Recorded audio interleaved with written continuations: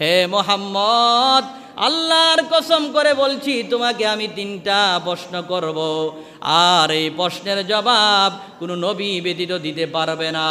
যদি তুমি আমার 3টা প্রশ্নের জবাব সঠিকভাবে দিতে পারো, তাহলে আমি কথা দিলাম আল্লাহ রাব্বুল আলামিনের উপরে কালিমা পড়ে মুসলমান হয়ে যাব। জুড়ে বলুন সুবহানাল্লাহ।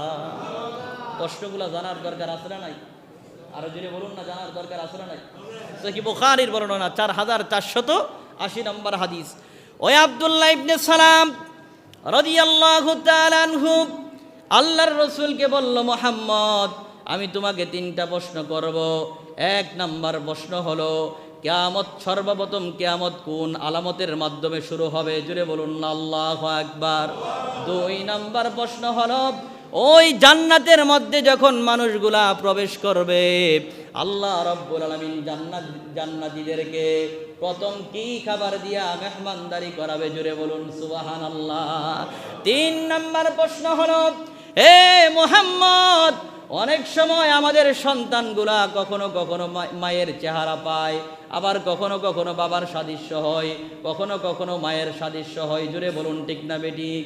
হে মুহাম্মদ, এই 3টা প্রশ্নের উত্তর যদি তুমি দিতে পারো, তাহলে আমি কথা দিলাম কালিমা পড়ে এই মুহূর্তে আমি মুসলমান হয়ে যাব। জোরে জোরে চিৎকার মেরে বলুন না সুবহানাল্লাহ। এই কথা বলার পরে আব্দুল্লাহ ইবনে সালাম যখন নবীজিকে এই প্রশ্ন করলো, আল্লাহর রাসূল বললেন, হে আব্দুল্লাহ ইবনে সালাম, আমি যদি তোমার 3টা প্রশ্নের জবাব দিতে পারি, তাহলে কি তুমি কালিমা পড়ে মুসলমান হবে? বলল, হ্যাঁ, তাহলে আমি কালিমা পড়ে মুসলমান হয়ে যাব। এই কথা বলতে দেরি আল্লাহর রাসূল বললেন, হে আব্দুল্লাহ ইবনে সালাম, শুনে রাখো, তুমি যে আমাকে প্রথম প্রশ্ন করেছো, কিয়ামতের সর্বপ্রথম আলামত কিসের মাধ্যমে কিয়ামত সংগঠিত হবে, শুরু হবে?